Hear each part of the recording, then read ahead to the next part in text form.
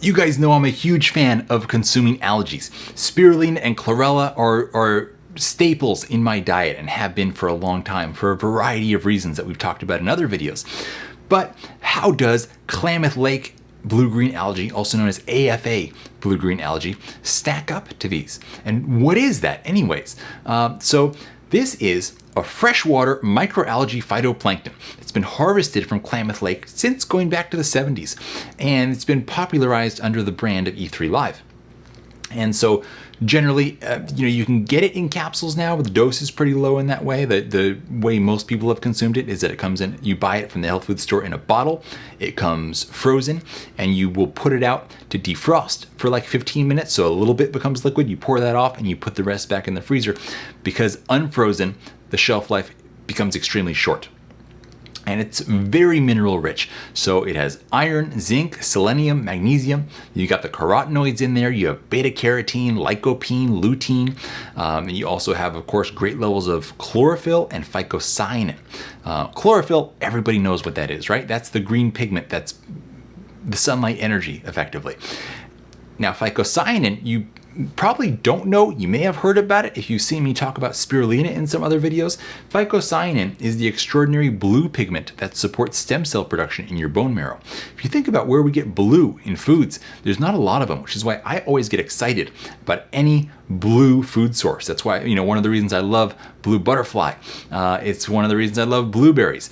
It's one of the reasons I love spirulina. And then when you see blue spirulina, that's simply phycocyanin that's been extracted out of spirulina. It's not a special kind of spirulina that happens to grow blue. It's just a fraction of whole food spirulina.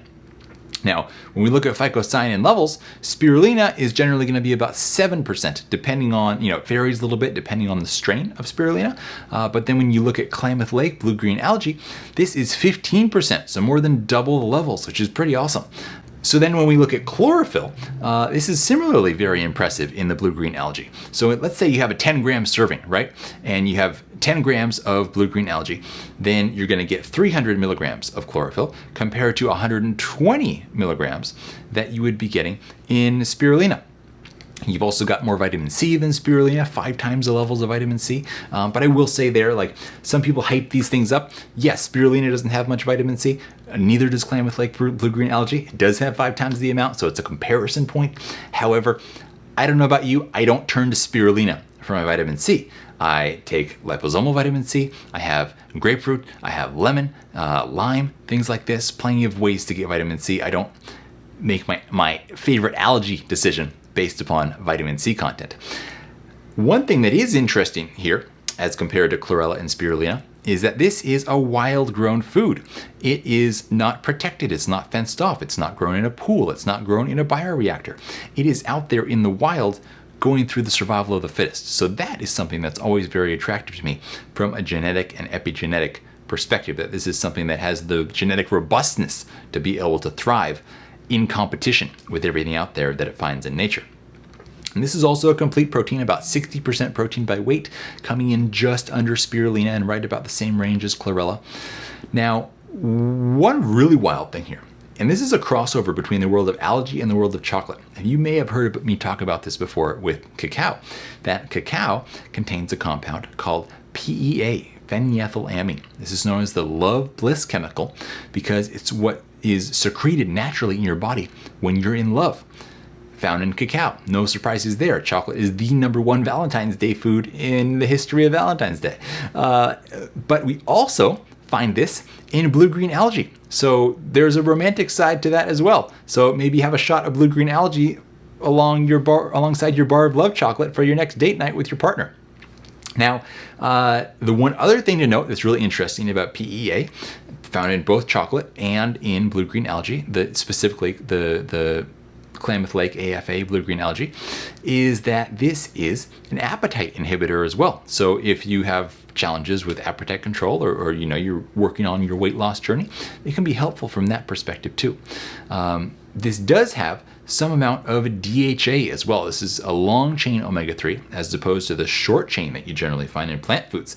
Algae is this weird middle zone between the plant and the animal world where we do start to encounter some of these longer chain omega-3s. So this can be a way to get a little bit of that. You're not going to get a complete dose of it, you're just not consuming enough of this blue-green algae to possibly reach a substantial dose like you would take if you were taking like a fish oil or a krill oil.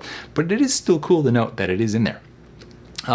Now, there was a huge scandal around blue-green algae a couple of years back. And this kind of rocked the Klamath Lake world, it rocked the spirulina world, and it was all BS. Basically, there's many kinds of blue-green algae out there in the world growing. Really only 2 are used for food.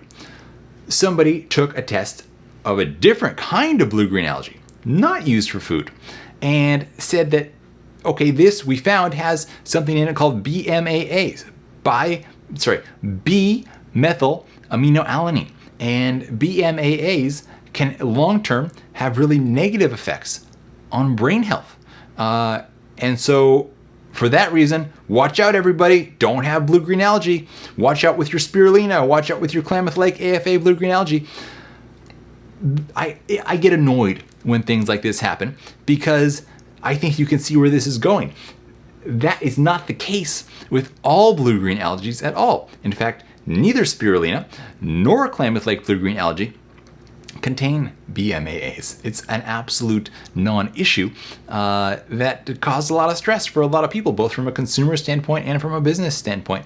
But now you'll very commonly see, for example, E3 Live and also many companies who are selling spirulina will be happy to share with you, and I actually actively post on their sites the third-party testing for BMAAs showing that they're completely clean, so you don't have to worry about this.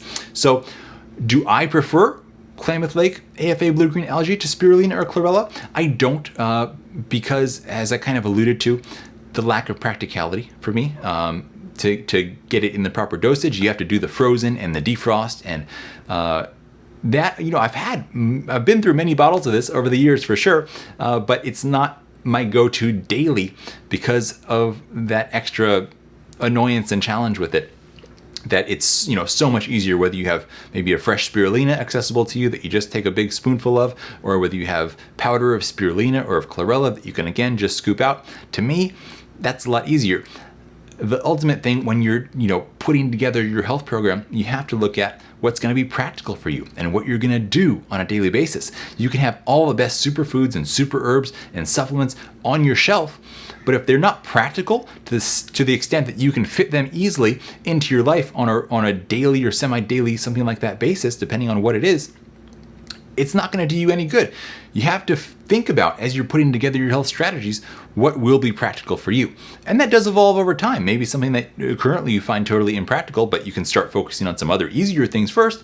Then as your health motivation grows, you're willing to do more things as well. That could also be the case. But some things for some people just work out to be pretty impractical, and you got to focus on what works in your day and in your life. And that's what I figured out for me. I hope you can figure out the same for you, because that'll get you to a healthy place even faster.